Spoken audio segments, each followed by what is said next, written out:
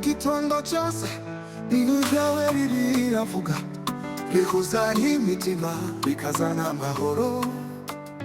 Life Radio, uri urumuri mu mwijima, udukangurira gukunda no gusenga nandons. Life Radio, aho ubuzima buvugira, ijwi ry'ukuri ryuzuye ibyiringiro. Life Radio, amajwi y'amahoro, tegera radio yawe, umva Imana iravuga. Hallelujah, ntega amatwi yawe,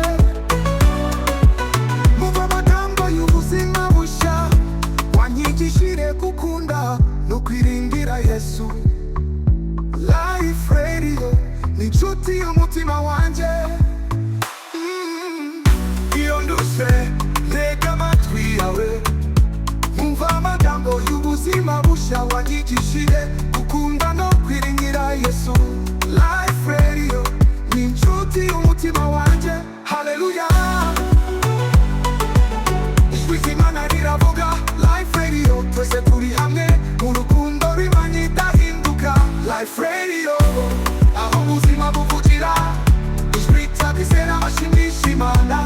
Life Radio, duteranye nk'umuryango, dutangaza Yesu iteka ryose.